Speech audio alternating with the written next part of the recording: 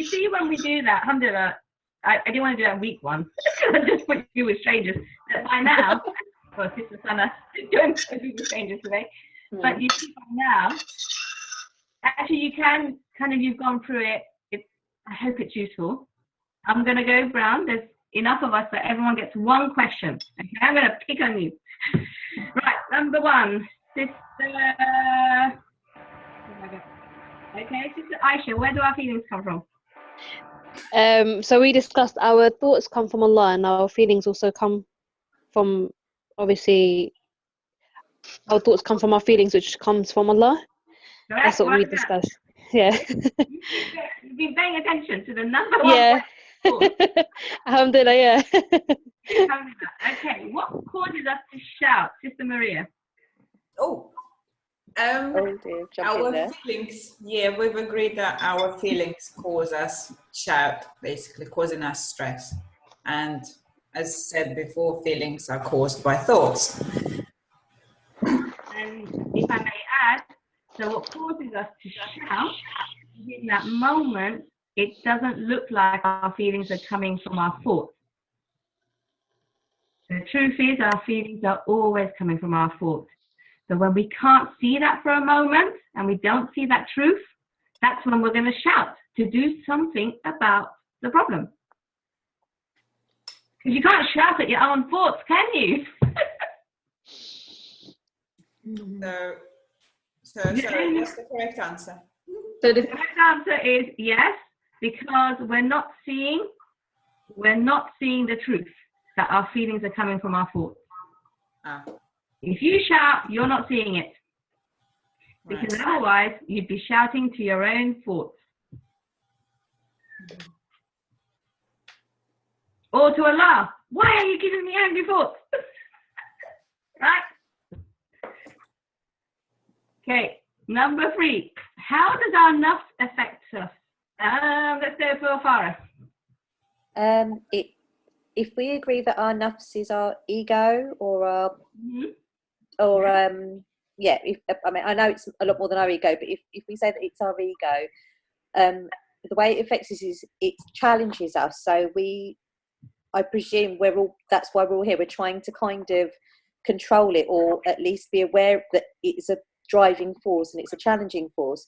So we're forever, like, it's almost like you're always having a conversation with yourself in your head, like, which way do you take? You can, there are so many options available to you, and you're constantly fighting and debating and arguing the toss, if you like. So our nafs affects us by the fact that it drives us or challenges us, or perhaps might whisper to us, or cause shaitan to whisper to us, and affects our actions then. Is that right? Sorry. Yeah, pretty much. But also remember, our nafs is the part which attached a meaning to it.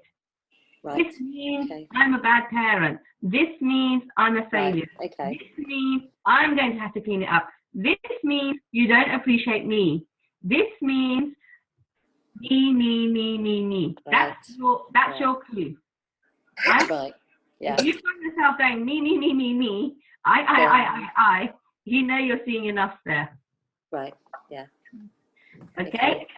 Good. Number 4. When we are worrying about the future, how is this a disease of the heart, Sister Sana?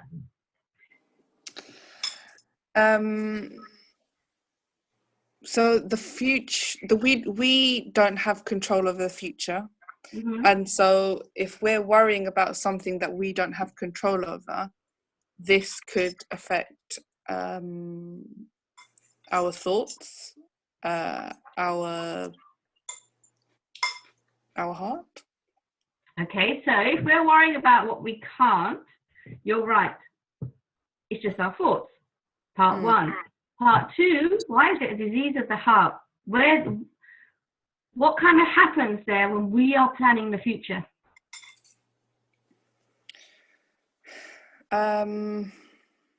We have expectations, we have goals, we have we kind of want to do certain things at certain times, and if those are not achieved, then we feel that we failed.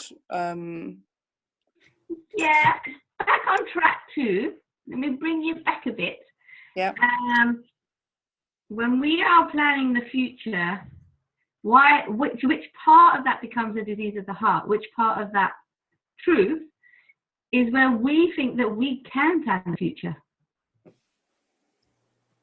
We can't even plan because the we future. can't. Allah's the only one who can. Exactly. Because Allah's the only one who can has control of our future.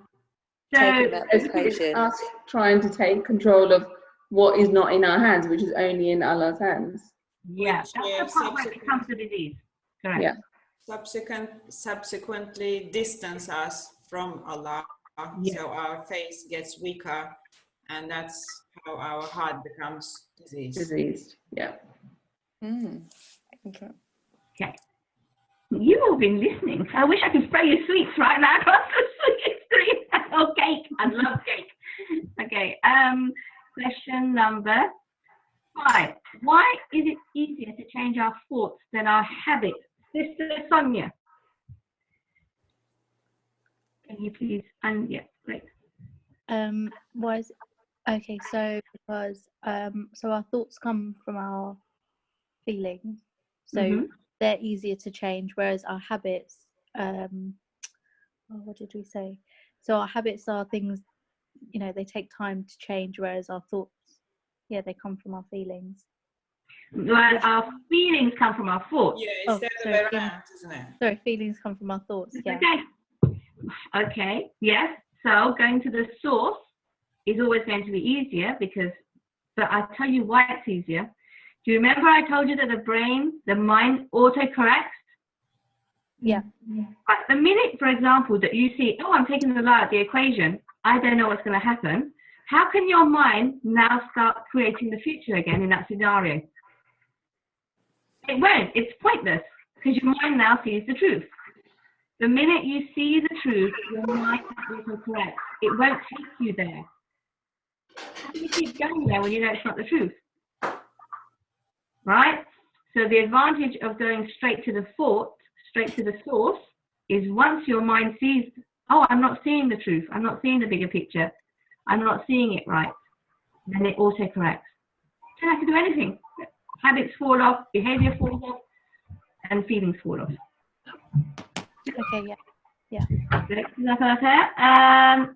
What is the truth behind why we treat other people's children better than our own?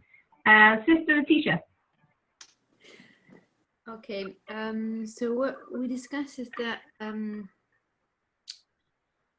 with other people's children, we tend to fear more what the parents are going to think, what the children are going to think, and the consequences of what they think of us.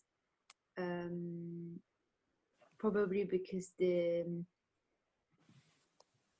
will lack of this. I mean, going to the sense of belonging, we'll be like, okay, we will be out of a group of people, or it will have social consequences. Where with our own children, it's not going to change the nature of the relationship. It might affect what we think of each other, but we're going to remain family. It's not like we're going to get kicked out or something. So it seems that we say it's a bit of a double standard. Actually, it's in the end, because if you really care for what people think, well, you should be caring for what your close one thinks rather than other people. But the fact is that it's just I would say it's sense of belonging, in the society. I want to belong and I want to be seen. Exactly, that's correct. One is that we feel accountable to people.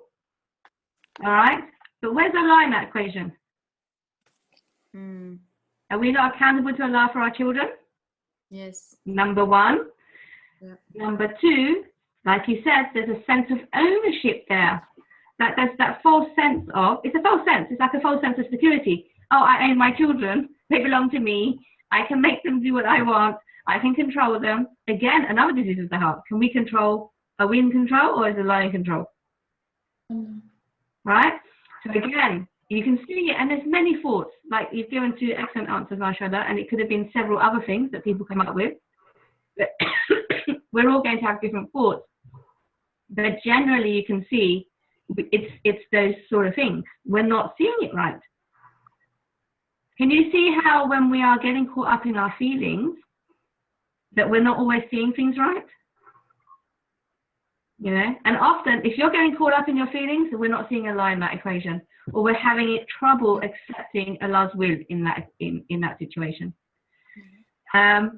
Okay, what do your children want from you the most? You know, my kids, they helped me put these questions together, and I was really impressed, because my daughter was like, so when you shout, who are you leaving out of the equation? What do your children want from you? And she was like, yeah, she knew. She's like, that's my favorite question. What do your children want from you the most? Okay, so Sister Medina, did you speak? No, go on then. What do our children want? Our children want our time. They want a sense of security, and they want to feel love. They want us to play with them. They just want us around them. They want our time and our attention. Yes, yes. Alhamdulillah. And we know that, but I hope doing this course has taken you a bit further to understand why, whilst you know that, why up until now it's been difficult to give that. Right? If our mind is elsewhere, we're not here giving them that love and attention. Okay, last one, Sister Simon. What is our job as parents? We didn't get down to that. We didn't get down to number 8. No, I'm sorry. I should be able to answer this. Basically, just to kind of be there for them, love them, you know. And you remember when I talked about psychologically and spiritually, that they were set on a straight path? Just our presence, isn't it? Just being, I can't remember. No, you can't remember, can you? You're making it up as you go along. I'm making it up. Somebody help her. Someone help me. Yes, come on, rescue her, guys. Is it so when they're born, they're in, you know, their natural fitra and they're at peace, and so, you know, our job as parents is to, if they go astray from that, bring them back to their natural state. Correct. Alhamdulillah. Just show them, isn't it? Yeah. Yeah, and not to behave in a way that actually pushes them further. Right?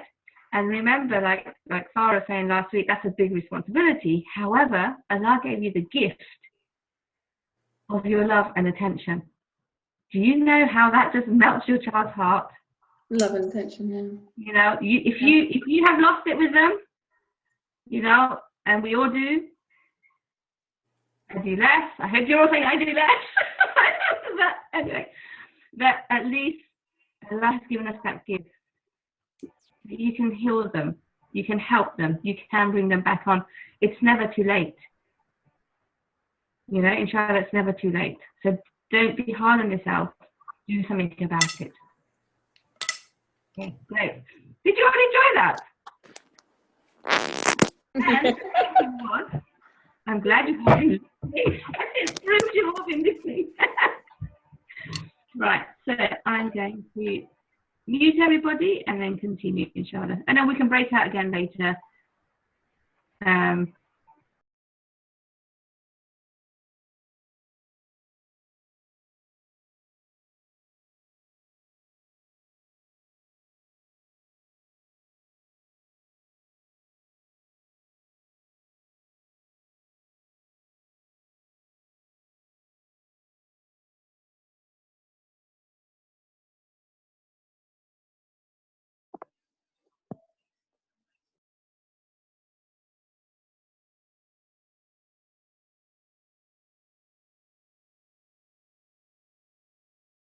Sorry, I can't hear anything. Sorry, you know, I muted myself and I muted everybody because I've joined on 2 screens here, so I can do one. Yeah. I'm being highly technical. Right. So we start with feelings come from Allah by thought in the moment. Again, important. And let me just add a further clarification.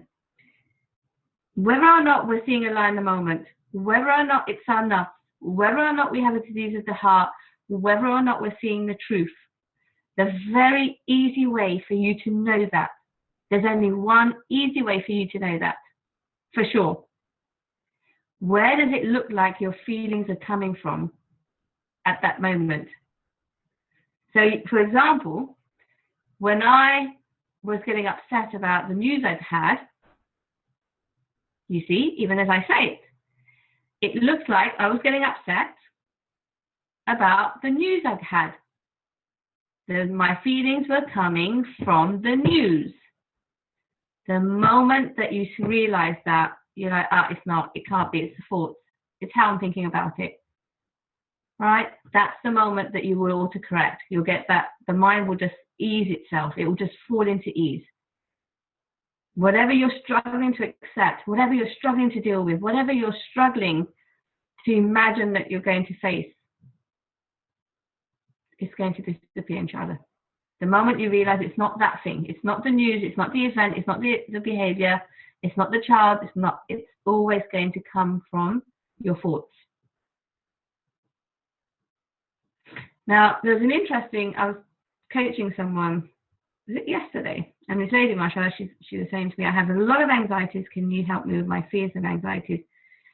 And as we were talking, I was explaining to her, okay, but you know fear, it's a feeling, right? So where does fear come from? Our thoughts. Okay, so here's what it is. When you're frightened of something, you're frightened of something that you are creating in your own mind. It's as if you've drawn a monster on a piece of paper and then you go, that monster is scary. It's like being scared of your own thoughts. It's exactly that. You see, things don't affect us, like that bad news I had. And it was that someone I know could be terminally ill, right? It wasn't the thoughts. It wasn't the thoughts I was then having was how is their life going to end? What's going to happen? How are they, right? But those in itself, when they're happening, that's not what the problem is. The problem is how that will make me feel. My nafs together. How will I feel watching that person pass away? How will I feel watching them become independent? How will I feel when they're gone? What we're scared of is not the situation, but how the situation might make us feel. Can you see that distinction? If it was just a situation, it would never cause you a feeling. It's because you think that situation causes you a feeling that you're then troubled by it. The truth is, that was just me being scared of thoughts that I was creating about the future. And subhanAllah, the moment I realized that just because the doctor said that, it does not mean I suddenly know now, what's going to happen. I don't know the future. I don't know, suddenly now, because I know this, that means I know how someone's going to pass away and at what age, even if the doctor said they've got that sort of life expectancy. Is that true? Do I know that? Do I suddenly know that then? No, I don't. It was an illusion that we suddenly know that. In fact, we're in no different position from anyone else. None of us know where we're going to go. And none of us know how we're going to die. And none of us know whether it's going to be in strength or weakness. Sorry, what's that?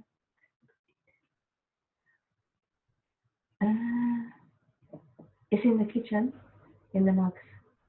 Shut the door, please. You'll laugh. I hide the Kodi remote from the kids a week, but then my daughter's like, Daddy's asking for the remote. And that's the thing. I move it around so many times, I don't know where I put it. Does that help, that actually? Because maybe it's giving you another spin on fear and anxieties and worries. But it's never that thing that's going to be upsetting you. It's how that thing is going to make you feel. And being scared of our feelings is like being scared of your thoughts. But you know what? You just created them.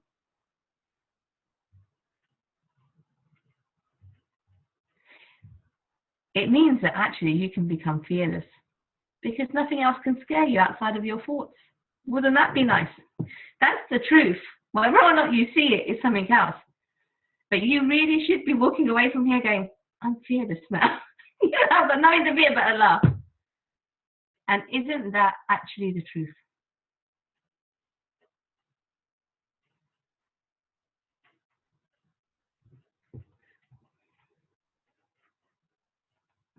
You guys, your brains must hurt after you leave these sessions with me. I just push you quite deep. Alhamdulillah. Right. Did we talk about this last week? Thumbs up someone or not? I put it on because I couldn't remember.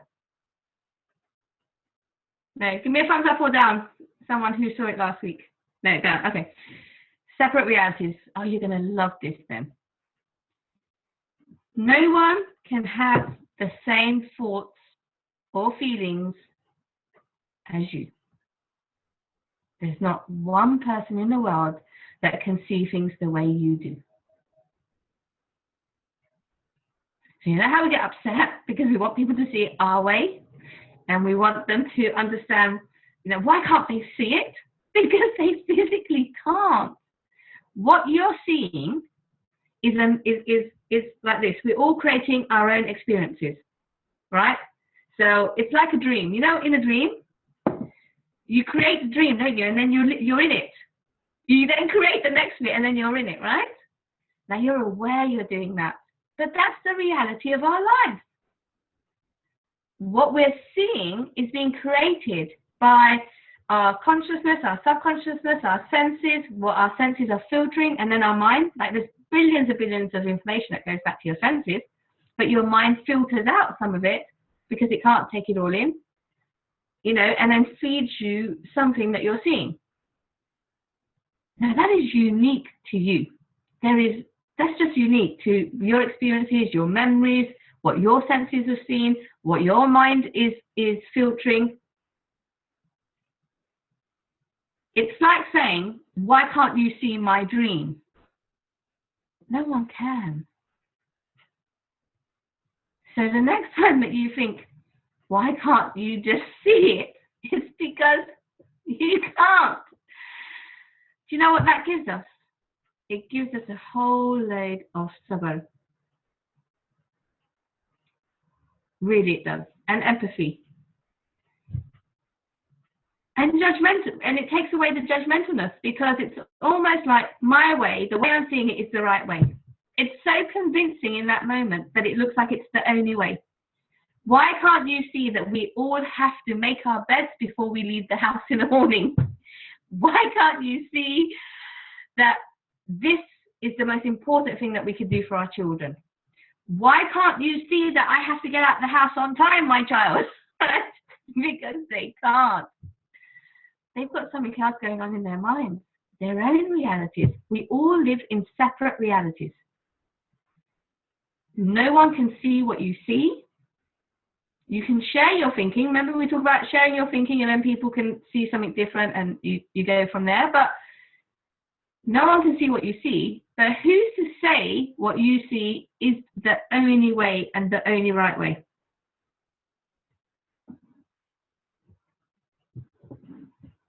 Is that even the truth?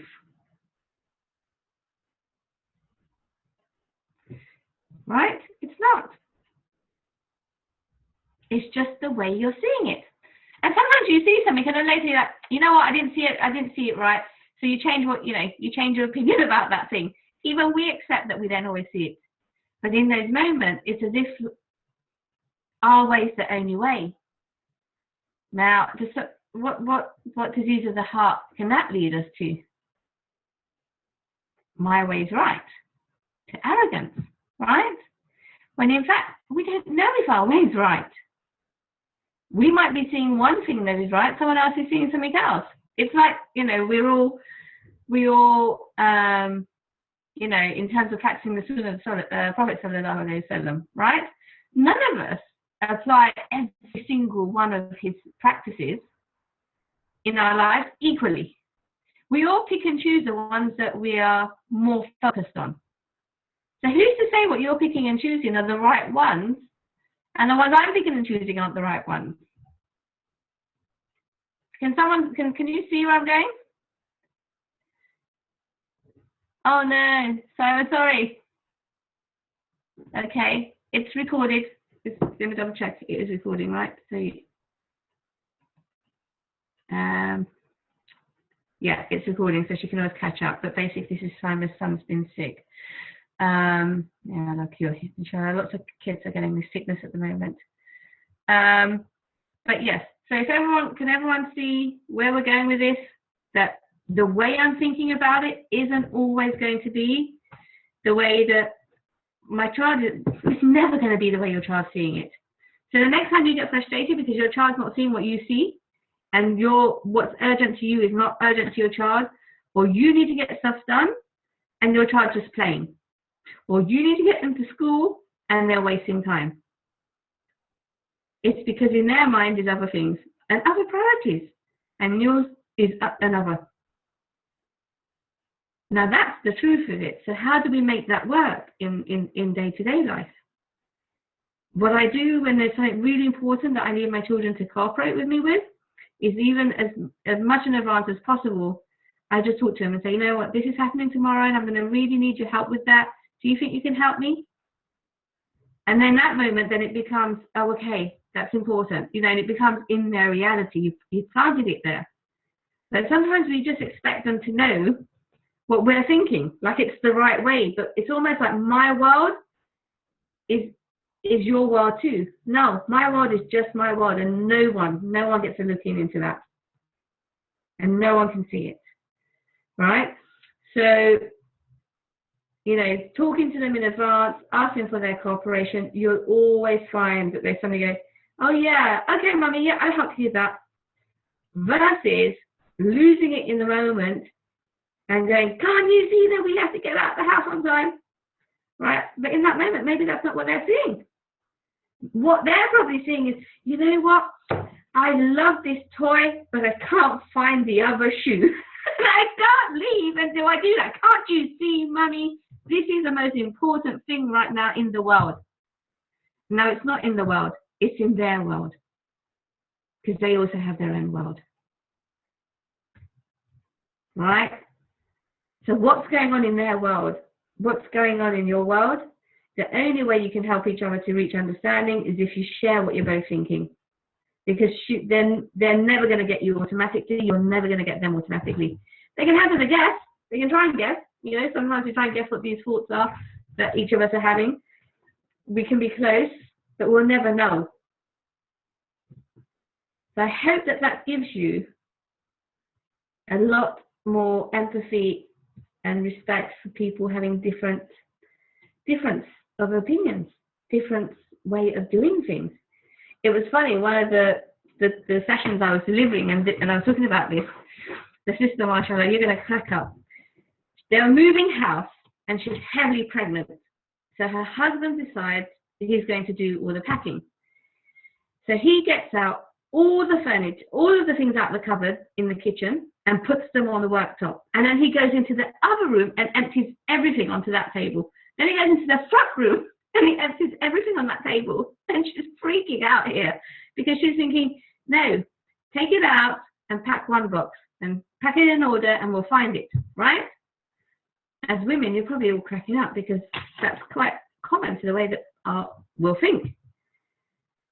And she started again shouting, and then she said to me, you know, what I did, I kind of packed one box and said, you could just do it this way. But it was already coming out in that kind of that agitated manner of, I'm right, why are you even doing it like that? That's what that person picks up, right?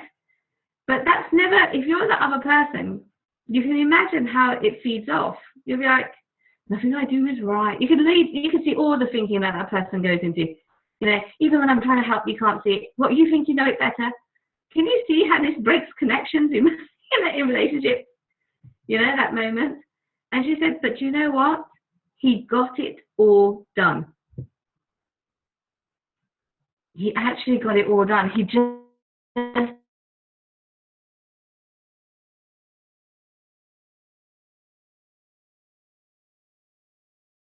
You've muted yourself again. Okay, so thanks, Sis. I was saying maybe he's the sort of person that has to see everything before him so that he can work out a plan, know he's got the boxes and he's got this going on, but we can't see that. Right? Yes. As women, you're probably all laughing thinking, yeah, that would wind me up. Okay. We do that with our spouses. We do that with our parents sometimes. We do that with our children. You know? We think our way is the only way. And it's because it's so convincing. Our world looks like it's everyone's world when it's not. And who's to say your world is always the right world? For connection with people, for better understanding, for better relationships, it's actually better to say, I'll share with you what I'm thinking, you share with me what you're thinking, and we see where we go from there. Because maybe they've seen something that you haven't seen. Or maybe Allah's given them an insight and they've seen the truth in something you're not seeing it. You could actually end up going, oh yeah, you're right, now let's do it your way. That's a relationships, inshallah. I'll be doing a marriage course at some point, and that will come up into it, but in more deeper, because you can see how this can cause a lot of problems. Not seeing this, not understanding this can cause a lot of problems in marriages. And here's the thing. Insecure thoughts, and let me be clear what I mean about insecure thoughts. It's when we think our feelings are coming from somewhere other than thought. So in that situation, that sister thought her feelings was coming from her husband not doing it her way. Right? And doing it in a way that was going to be more work, for example. Right? Her feelings were coming from just the way she was thinking about it. Because if she thought, mashallah, look at that, you know, look how hard he's going about planning this, getting the boxes. I know it looks a mess, but I know he'll get it done. Would you have the same feelings? Not at all. It's just your thoughts. So when you're not seeing where your feelings are coming from, and remember, then you're not seeing the truth. That's never real. Your feelings are never coming from the object. Your feelings are never coming from the person who's not doing it your way. Child, husband, whatever. That's going to affect our connection in relationships.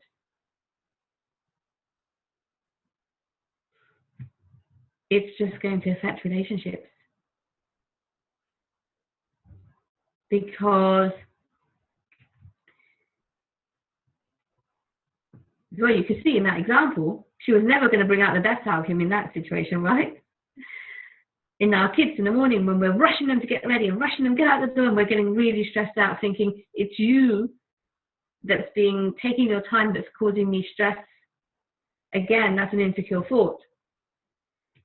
They could be getting on a bit quicker, don't get me wrong, but it's not that causes your stress. That's just logistics. They could just be quicker. Separate logistics from stress. Logistics is always logistics, things we have to do, but they don't have to be stressful. And in fact, getting stressed about it doesn't actually help. It slows everybody down. It has the opposite effect. You know, you want cooperation, but if you think you're right in everything, you're actually going to get less cooperation, because people will be like, what does she know? You know, it's like when you say to your husband, you know, I've been learning this about the course, and it's about not shouting. And he's probably thinking, yeah, right, but I just heard you shout this morning, you know? So people have their own thinking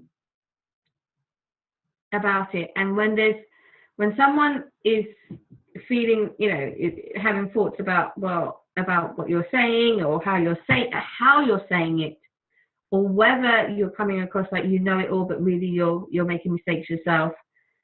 You know, it's like saying to your child, don't shout and get angry, and yet you're shouting, getting angry too. How are they going to take that? It's never going to be well received, because you're not doing it yourself. So when all of this stuff is going on, and it's all unnecessary, to be honest, completely unnecessary, but it will affect our connection in relationships. To get the best cooperation out in your relationship is when you can connect, when you can show respect, when you can try and have empathy, when you can recognize that we have separate realities, and that's okay. You know, when you have that, it's going to make for a lot more peace between people. Because I'm not saying I'm right. I'm not saying it's my way. I'm not saying you're causing me stress. You know, life just becomes about logistics. We just get stuff done. It's an ideal world, but in reality, you know, we get stressed out, and we're still mastering our nerves, and it will still creeping back. But at least you know, like there was a moment once where I realized, like it was probably last year, and I was having a lot on my mind. I had a lot on my mind going on, and it was a Friday afternoon, and I kept saying to the kids, okay, can you help me with this? Can we do this? And I was throwing it on them at the last minute. It wasn't like I had said, right, when we get home, can you help me with this? Can we do this? Can we do that? Can we get our homework done for the weekend? Get our uniforms, you know, in the basket ready to. I hadn't kind of prepared it, and I was just throwing stuff at them. And at first I was like, okay, doing it, but by the end of it, they were getting really frustrated. That day we had one of the biggest arguments between us. I was shouting at them, they were shouting at me, and all three of them were shouting at me. I was shouting at them. I lost the plot badly that day, and they lost it. And I was like, afterwards I was reflecting on that, and I thought, it's kind of like, it's this separate realities thing. You see, when I had a lot on my mind, and they had a lot on their mind, that's when we had the biggest clash.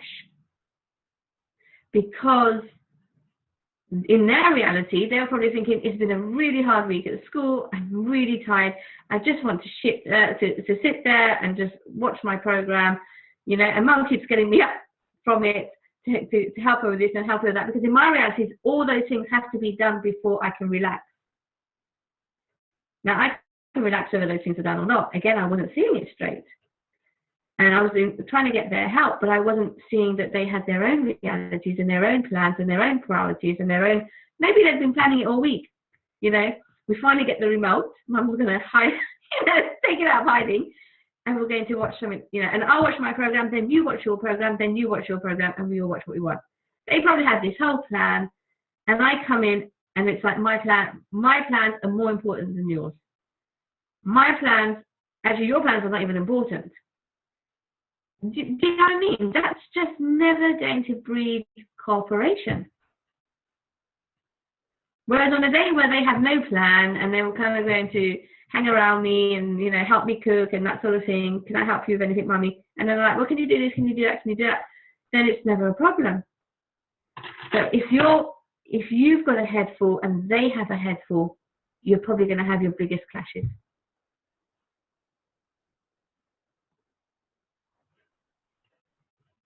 Does that make sense? And have we all experienced that now when we look back? Can we see that? Yeah. And that is with any relationship that you're in.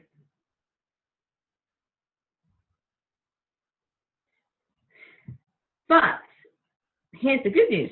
When you're seeing it straight, that my feelings aren't coming from you, even if you're doing something that, you know, I don't like, or I don't want you to do. I know I can't control you. I know I've told you, and I can leave it there because I'm not in control.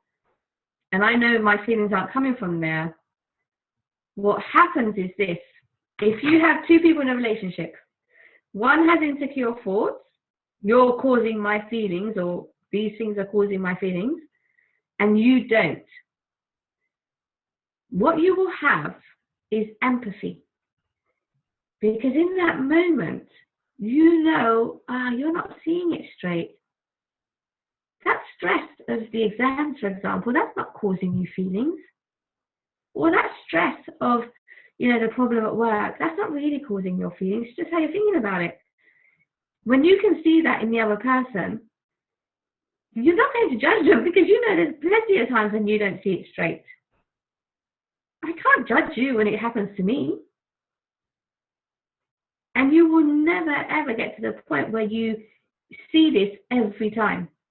You'll never. We will fall into not seeing the reality. We will fall into it. So sometimes I see it, sometimes I don't. Sometimes you see it, sometimes you don't. How am I going to judge you and blame you when sometimes even I don't see it? Because I'll have empathy because I know what that's like. You really think it's the only way? And I know it's not, but I know you really think that. It's okay, you know? Right. Relationship connection there, even better, because there's at least some empathy there. You're not gun-ho, my way, your way, my way, your way. There's not that battle going on. But when you have two people who know their feelings aren't coming from other than thoughts, that's when you get the most beautiful and natural connection. Because your natural state is love, empathy, understanding, sabr, compassion. And I don't need to receive love from you, if you know what I mean, to feel loved. Because no one can give you feelings. Even in a moment when my daughter, my baby daughter does something that's so sweet, and I'm like, oh, she makes me so happy. I have to remind myself, no, she doesn't make me happy. Allah's give me happy thoughts. Alhamdulillah. Do you see the distinction? Even your child, I used to thank Allah for my child in that moment, right? But also now I thank Allah for my child, and then I thank Allah for the happy thought.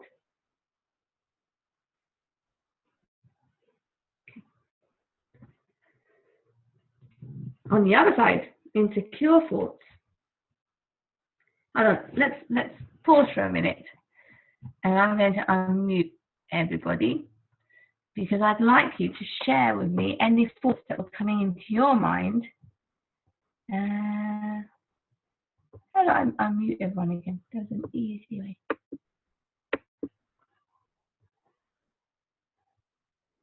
There is music. Oh, I know. On here. It's on here. How do we? Anyone had any thoughts about the stuff I was saying? I'm very sorry, Simon, you were in and out. I hope your son's feeling better or okay. But did anyone see anything in those moments? Did you see a truth for yourself?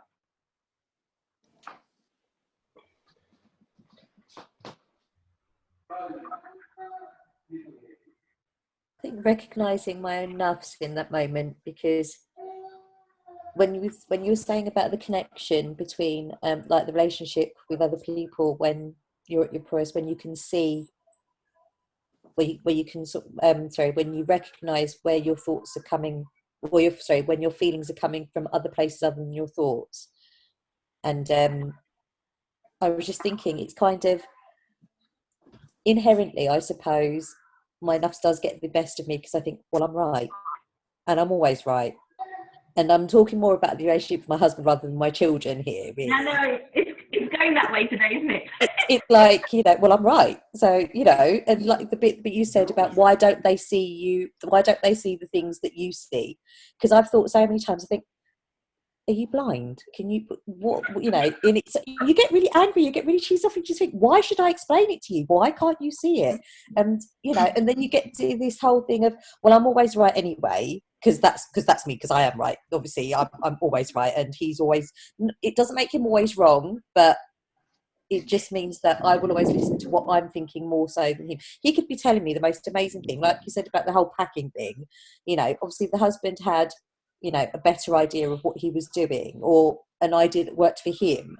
Whereas if I'm forever, I feel now I can see exactly what I'm doing. I'm forever trying to control everyone else's behaviour and everyone else's thinking almost, so that they're like me. But that makes me sound, well, I can see it now. It's like, where do I get off being so egotistical? Like I'm, the best person to know what is best for every single person in my family, including my husband and my children. And it's kind of a real eye-opener. It's like, oh my goodness, get over yourself, because I'm not really. So yes, thank you for that. And do you see, actually, that's a major, major purification of the heart. Yeah. subhanAllah, because up until then, the diseases of arrogance, Definitely, yeah, yeah. which we don't like. Oh, subhanAllah, there's a lady that has been very, very deep in understanding this. Her name is Zelda Monroe, and she's a very, very practicing Christian lady. And she was saying, I used to think before I came across this that I was a good person, but now I'm always finding judgments and arrogance and this and that. She laughed about it because, we can deal with it. But you see how we sometimes think we don't see it in ourselves, but this gives you a way to see it. Yeah. Gives you a route to be able to purify it. So that we, inshallah, don't die with this. Because even that, remember Allah says that the one who has even an atom's weight of arrogance, will not enter Jannah. And may Allah protect us and forgive us. We all fall into it, right? We're all laughing because we're like, yeah, I know. But how we have it and don't see it. This gives you a way to see it. Okay. Thank you for being brave and sharing, but we're all going, yes, we know, we know. Okay, so I'll carry on, inshallah.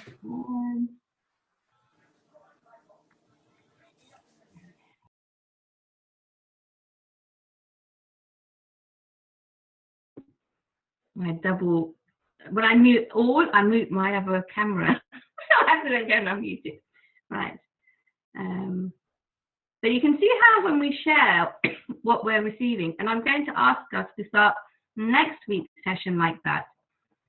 So keep thinking about them.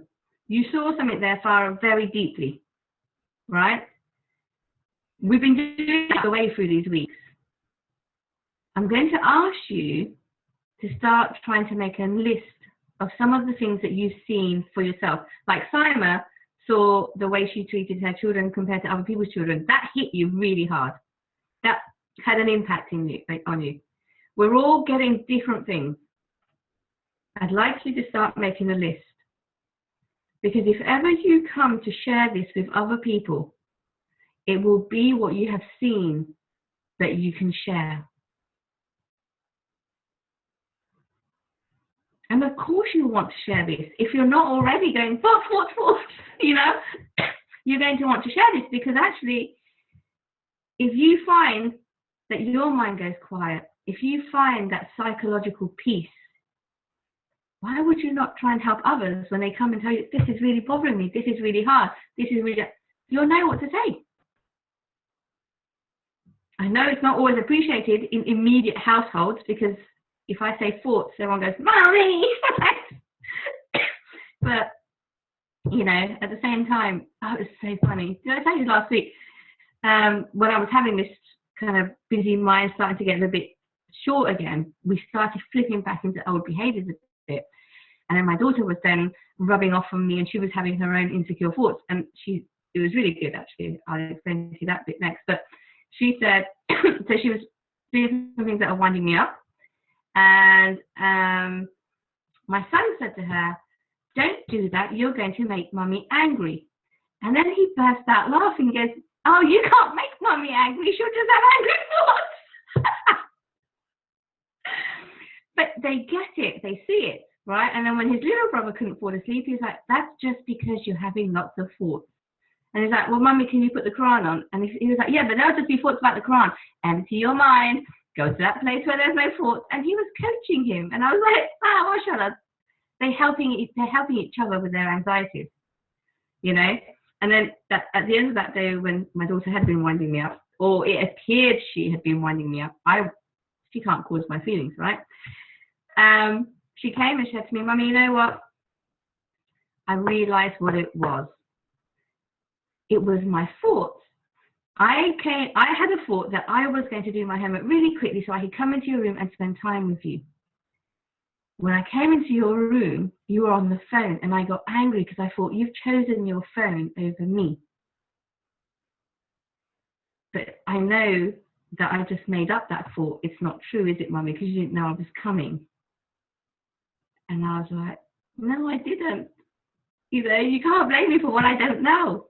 And she said, but at the time I didn't see it. That's why she had a massive ruckus with her brother, because she was angry at him. For some reason, it became his fault. She was venting. She wasn't seeing it straight. So it led to a whole trail of behavior. But because now she has this understanding, she could go back to the thoughts and go, oh, poof, it's gone. I realized it. That's what it was. May I just ask, how old is your daughter? 12. Ah, mashallah. But the 10-year-old was the one who was coaching the little one, the 8-year-old, saying, go to that place where there's no thoughts.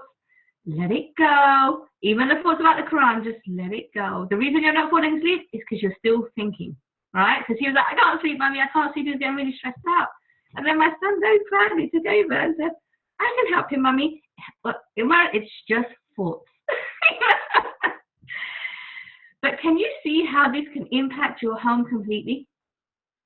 Because you're all going to have times when you're not seeing it, whether it's you, whether it's your kids, whether they're stressed out about school, whether they're upset about things that it appears it's those things causing it, whether it's your husband. We're all going to fall into it, but if the more that we can share this and help each other see it, it melts away so much more quicker. Like my daughter was able to rein herself back in the minute she realized it was her fault. I don't know how that happened. I was like, alhamdulillah, that's great. But when you see it, like her, she had become so angsty with me. She was so agitated. It was like, she was saying all sorts of comments like, you don't really know me. You know, all those comments that you get, you know, I'm a stranger to you. And I was like, where the hell is this all coming from? You know, why are you so, what's happened? And behind that was all that fault. Was just one fault. But the minute that she had seen where it came from, all of her negativity and anger that she was venting at me fell away. I didn't have to do anything. I'm doing that, right? So next week we will talk a little bit about sharing this, which is why I'm saying start making the list of the things that you have seen. You know, like we've done a good recap today of all the other points with the quiz. So make a list of what you have seen, because what you have seen, and you will continue to see, even when we're not doing the course, you will continue to see, inshallah, because you now know the truth. You can't unknow what you now know. All right? And as you start being able to see more and more and more, you'll be able to share more and more and more. And we'll look at how we share that with our children, how we help them build their resilience, inshallah. Because if this can help us, and then we can use it to help them as part of us raising them to be happy children, that's part of the key. They can be happy because nothing's going to cause their feelings, right? They can be pious because they already are connected to Allah. They just have to know that nothing can get in the way of that except their thoughts. So taking this for yourself and then taking this to raise your children with will be, inshallah, the double benefit. Let's get back to the screen.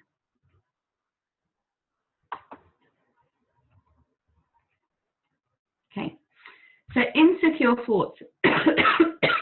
we can take on what we think of ourselves. So one type of insecure thought, you know, the insecure thoughts by definition is when you think your feelings are coming from somewhere other than your thoughts, right? But when we attach meanings to those, again, enough, we can start thinking, I'm not good enough, no one sees me, no one understands me, I'm not the favorite, it's not fair, life treats me like, and you'll notice this, start noticing this with your children, that they will have certain lenses that they see life through, right? One of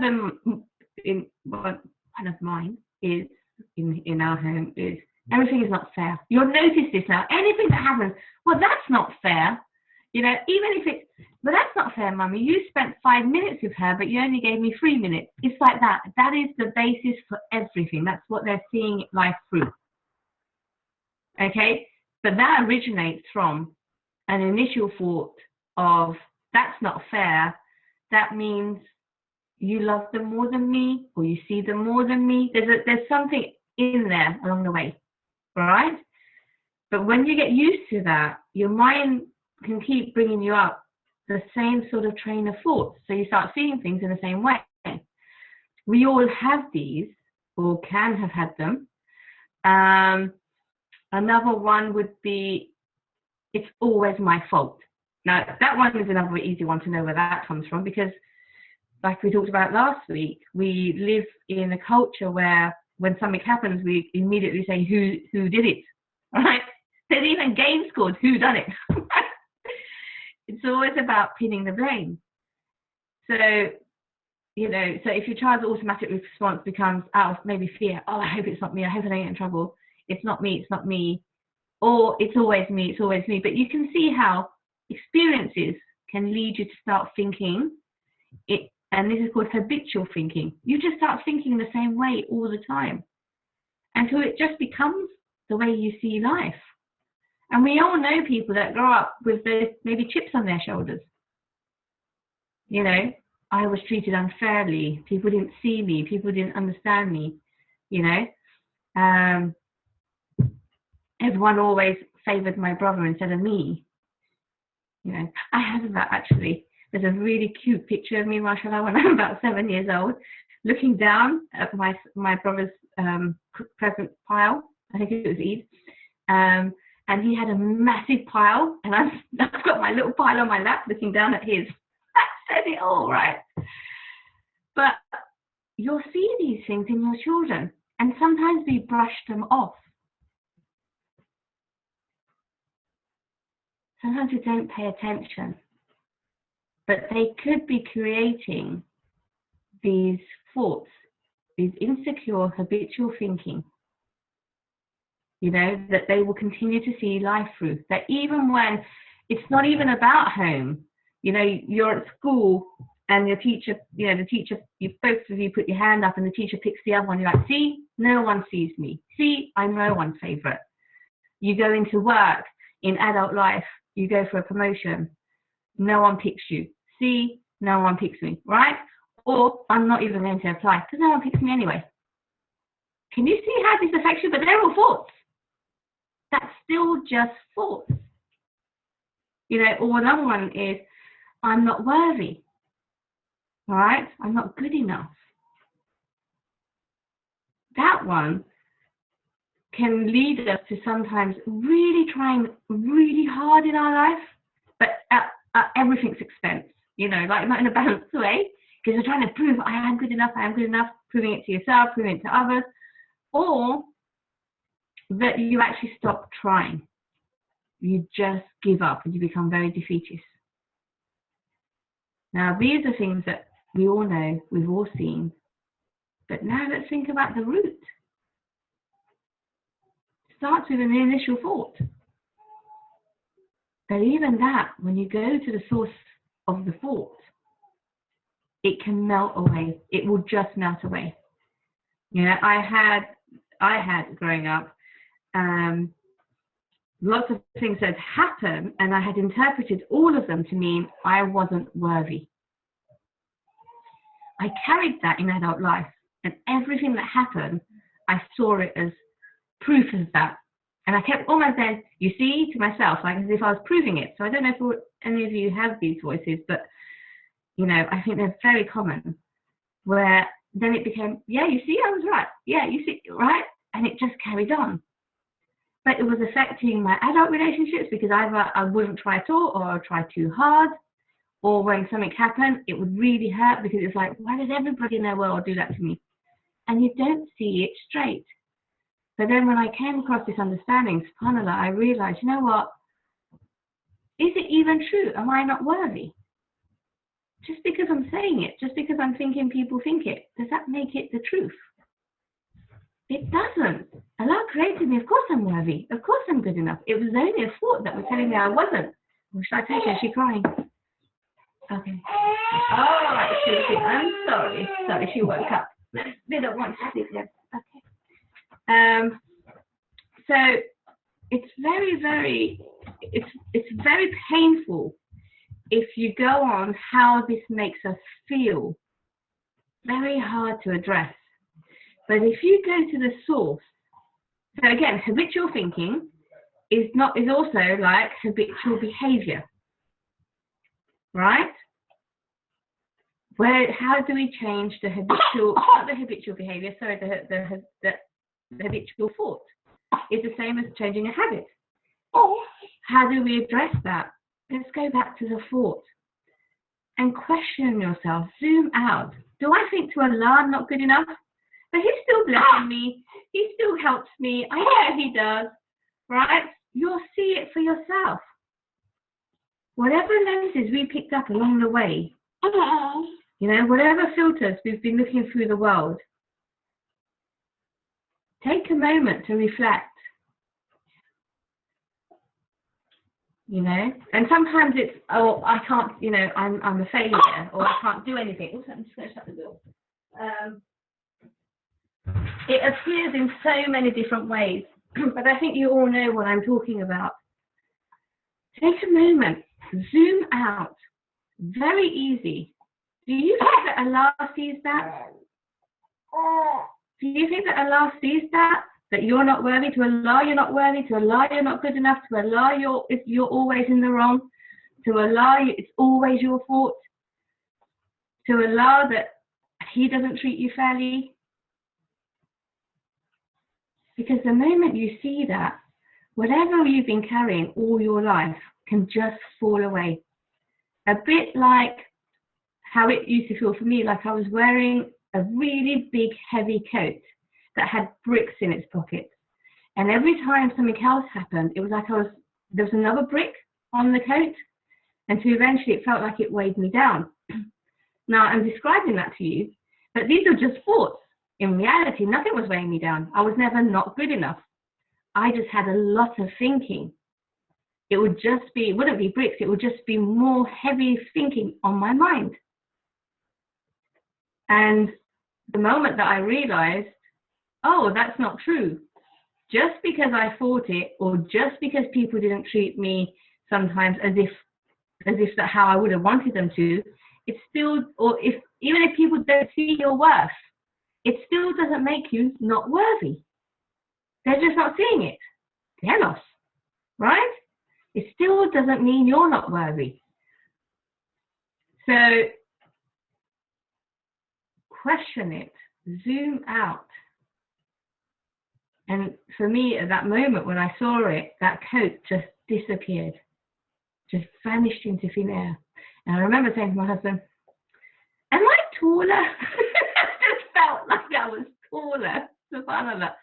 It was such a relief.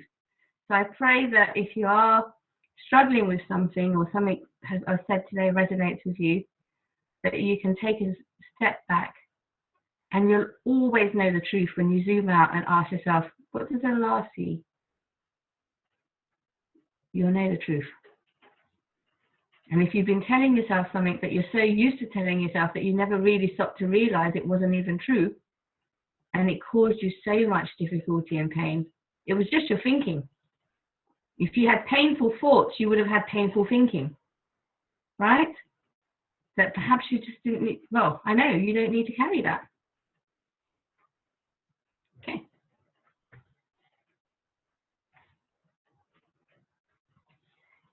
Next one. It's going to change in a minute, I think. The next one is, what is self-esteem? Until it changes, I don't know what to say. What is self-esteem? Self-esteem is what we think of ourselves, right? How you see yourself. Now, we already know what we really are. We looked at that last week. Just like our children, we are born, you know, naturally wanting to do good. knowing Allah, loving Allah, psychologically sound. So we have no insecure thoughts. We have no self-confidence issues. We have no self-esteem issues, because they only creep in when we have thoughts. We're not born with those insecure thoughts. So that's who you really are. It's really important that we take a moment to realize that it's not just our children, but that's who we really are. That is your true self, connected to Allah, you know, knowing the right thing to do, seeing the truth. And there's nothing wrong with you. Psychologically, there's nothing wrong with you. No confidence issue. No self-esteem issue. If it seems like there is, it's just that you're not seeing the truth.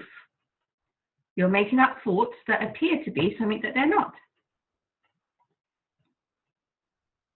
All right? So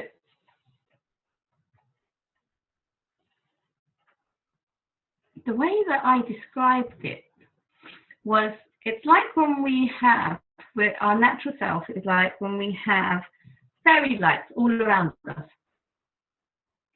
And every time that we say to ourselves, you're not good, you're this, you're that, one of those lights switches off. And so eventually, it just seems like there's nothing good there. Now, when you see the children in the playground, to be honest, you can tell which ones are the ones with the lights on and the ones which are the lights off. The ones who know that they're good and the ones who just feel like they're wearing that heavy coat, they're not good, everything's their fault. It's, you know, they're carrying the world's problems on their shoulders. And as you grow up into adult life like that, what happens is you end up still struggling with life's issues. How that pans out in our behaviors, we can become very angry and bitter about things that happen. In schools, you know, you can see it, that the ones whose lights are off are normally the ones who become the bullies, but also the ones who are bullied are normally the ones whose lights are off too. Okay, so that's why it's really important to make that distinction with our children, that it's not them that's bad, but it's the behavior that you're referring to. We must be conscious not to switch off their lights and put ideas into their heads that they are not good, because it has a longer term effect.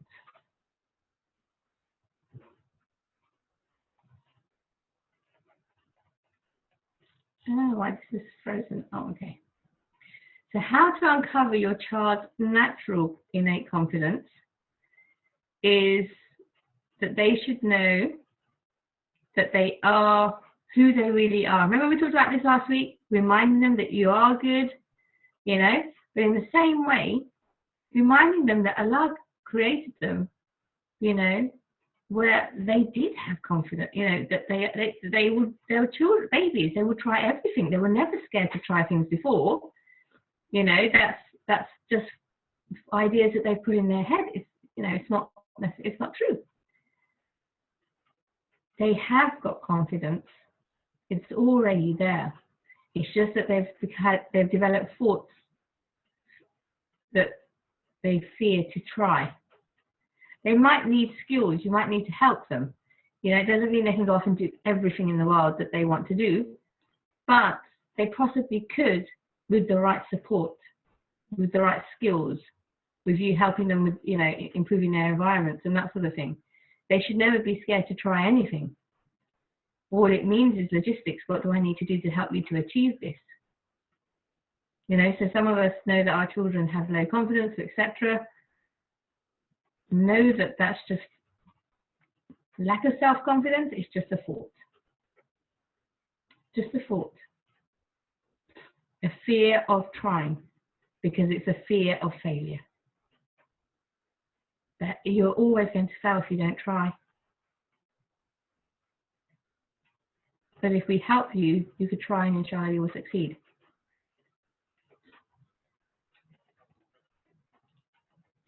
Okay, our childhood.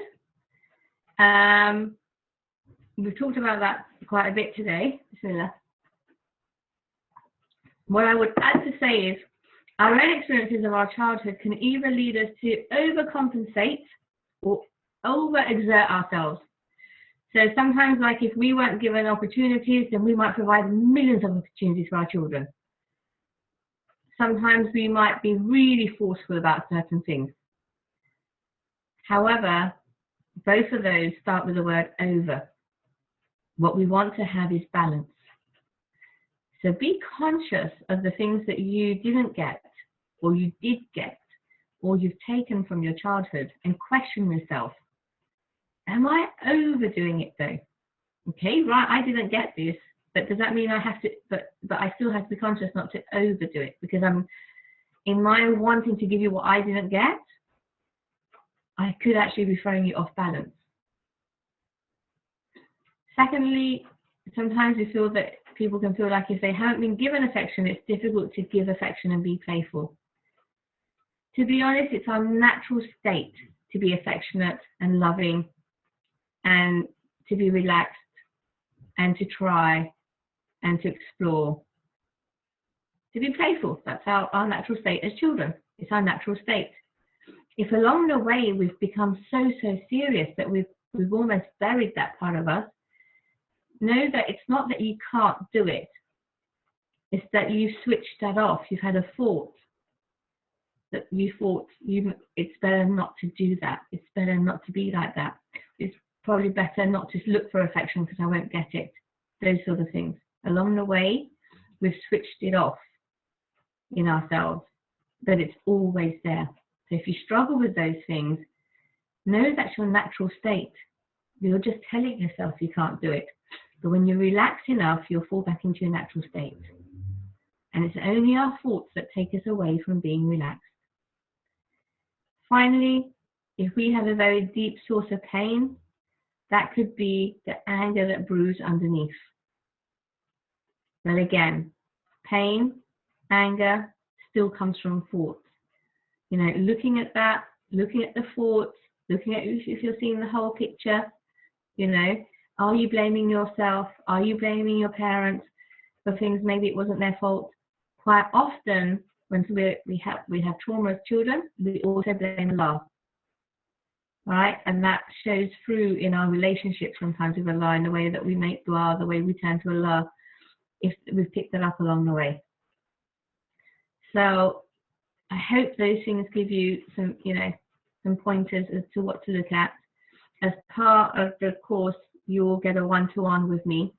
So if something comes up for you that you want to discuss, then after the course is finished, you know, we'll book, I'll give you my link to my calendar, and everyone, you can all book an appointment, and then we can talk about any of the stuff that's come up for you that you want to talk about privately, or you want to look at a bit more deeply and see if we can resolve that for you, inshallah. Okay, so that brings us to an end of what we're doing today, what we've got to cover. Can I hear from everyone except Sister Simon, who's going to announce his teeth, but her son's not well. I'm going to unmute everyone, and can we go round? We'll start with Letitia, please. What did you find useful today? What have you taken on? What's been most beneficial? Did she fall asleep? Sister Letitia? I'm going to take that to mean I have a very soothing voice. Did you fall asleep, sis? I unmuted you to say, tell me what you found most beneficial. Ah, that's the blanket. Never listen to this with a blanket on the sofa.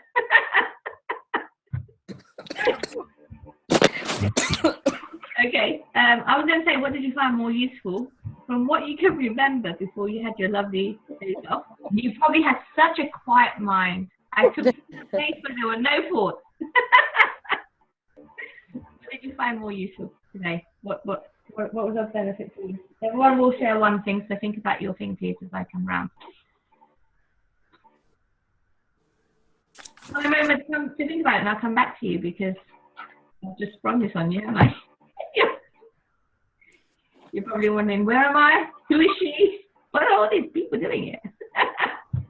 Okay, Sister Maria. What did you find most useful today?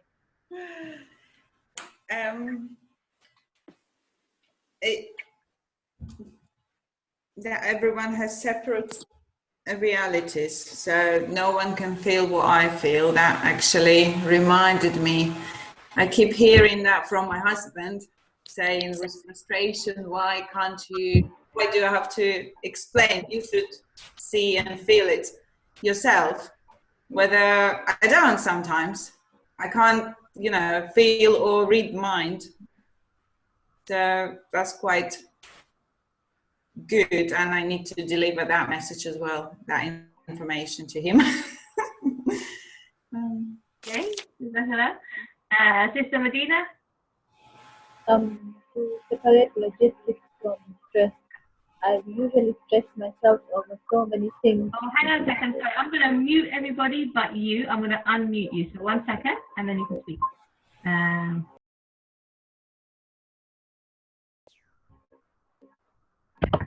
Okay, go on.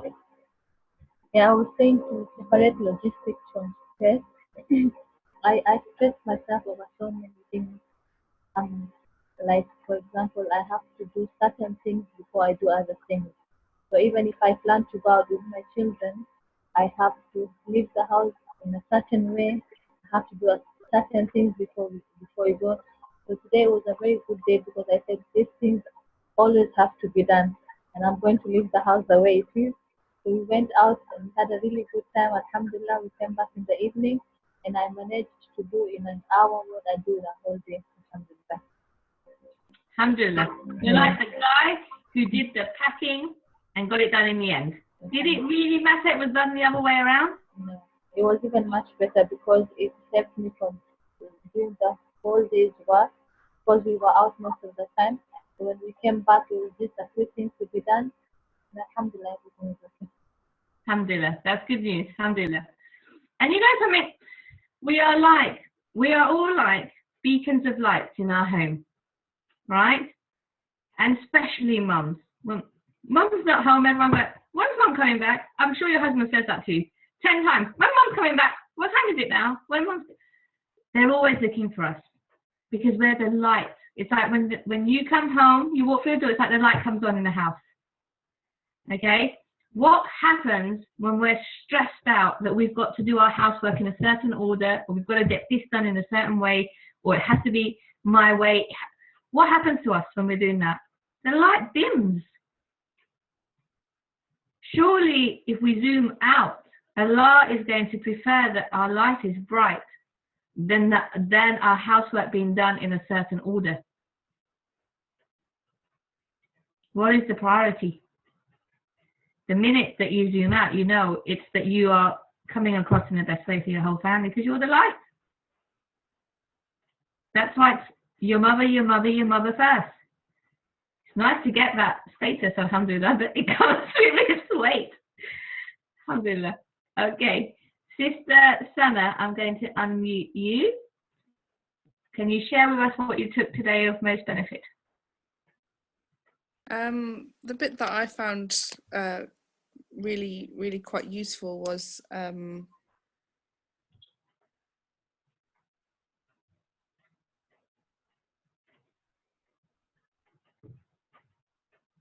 oh, sorry, you got muted by accident. Could you please repeat? Okay. So the thing that I found quite useful was when you mentioned about brushing them off and just kind of ignoring what they said, or just kind of taking what they've said as just a comment without actually looking deeper into it, which causes habitual thinking and insecure thoughts. I think sometimes you kind of just take what they say but don't listen. you hear what they say, but you don't listen necessarily to what they've said.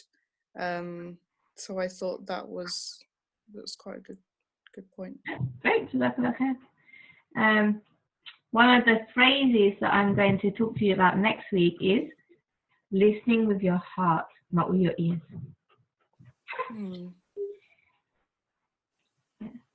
Okay, Sister Aisha's gone. Sister Sonia, I'm going to unmute you, please. What did you find most benefit today, sis? Just reiterating what Maria mentioned as well about us having like that your thoughts are your thoughts, and you know everyone's got their own thoughts. I think I remember that the image that came up on your slideshow with the girl blowing the bubbles. So that's how I kind of just thought about it, that you know your thoughts are in like a bubble, everyone's got their own thoughts in a bubble, you know, and then linking that to the fact that so what's important to you in a moment might not be important to, you know, your child at that time, and what they want in that moment isn't necessarily, you know, what will be on your priority list or what your thoughts are. Yeah. That's nice for sharing. Sister Simon, I know you were in and out, but if you're able to share something that you could take while you were in, I don't know if you benefit. I will send you the link. You can watch it. It's been really interesting listening to all the ladies, but to be honest, I was just saying to my husband today, because my son's he's had a bit of a cough, and then literally as I've been on and off, he's been checking out. So I've literally been somewhere else. So I don't know whether I've got anything to kind of like share. So I'm sorry. No, it's okay. I will send you the video, inshallah. Yeah, please do, because yeah, please, yeah. Today, because what I feel will happen when you watch today's video is not only will you have gone from treating your children like royalty, you're going to go like treating your husband. Oh, okay. I think my husband might have been listening because he said, "Oh, it sounds quite interesting today." So I think he's been listening more than I have. You should tell him it's interesting every week. It's just you're hearing the bits you want to hear. Yeah. That's why we can all be listening to the same thing and all take away something different. Inshallah, yeah. Look at that. The other day I was giving a talk in a circle and there was 50 sisters, mashallah, approximately 50 sisters, they were there. And everyone was coming up to me afterwards saying they'd all taken something different. I was like, that's amazing, isn't it? Because they have separate realities. No one person heard the same thing. That in itself we could talk about for a whole day. Yeah. In reality, and we could really look at that, because that is just massive. You know it's the truth. Completely, you know it's the truth, but we miss that truth. So it's very interesting. I will send you the video. Did everybody have a moment to speak? Yes, I think so, right? Okay, so I'll let everyone go. Sorry, our hour and a half creeps up to 2 hours. I can't help it. We have so much fun. I know it's tiring. So, Tisha, you. Sorry, before we go. What did you hear? I'm gonna give you a quiz. I did hear most of it. Can you hear me now? Yeah, no, I did hear most of it. But yeah, yeah, for me the fact to actually get some light on the fact that we live in separate realities and we all live in our own world, it just reassures me, because I'm a bit of a daydreamer and I think it's a family thing, and so often I get told, "Oh, but you're not listening," even though I think I am, but I'm not always. And the fact that you said, yeah, okay, but then that's where it's important not to assume what people think, or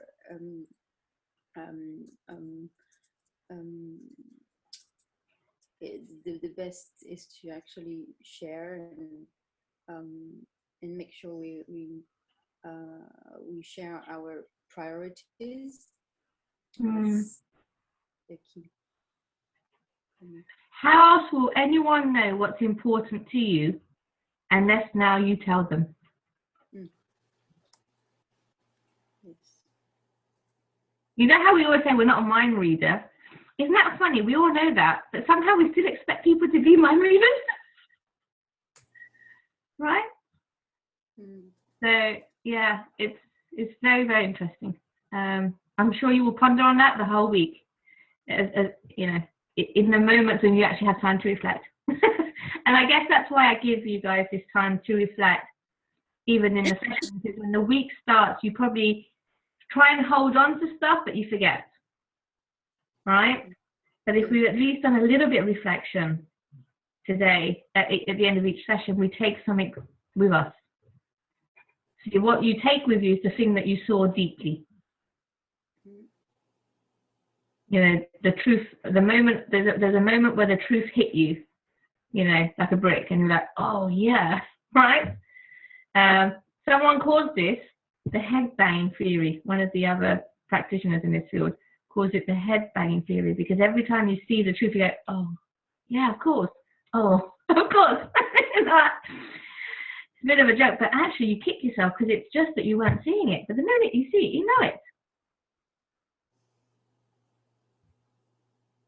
So, alhamdulillah, bless us, will show us the truth and bless us with understanding. And I've started for a while now really making dua for wisdom, because what is that? Allah sharing His truth with you. You know, in areas of our life where we're not seeing the truth, so we're mashing up and we're not being our best versions of ourselves, may Allah show us the truth in those areas. Okay, have a good week, guys. I'll see you next week. But remember to start thinking about some of the insights you've had, the moments you saw something deeply. We did a refresher. Things have started changing, you know, in your homes. If you fall, don't worry. We pick ourselves up. We carry on. It will happen to all of us. But there are things that you've all implemented. There's things you've seen. There's things you've changed. There's things that you will never do again. Like maybe the cleaning rota. Do you know what I mean, right? What are those? Keep a list. Let's reflect on them next week and share. And I'll break you out into small groups again, because that's going to be powerful. It's those things that you're going to take away the most and share. Okay? All right, so lovely to see you guys. Next week is our last week, inshallah. And then I'll send you the calendar to my diary that we can make the one-to-ones. Okay? All right, take care, everyone. Have a good week. Assalamu alaikum. Yeah.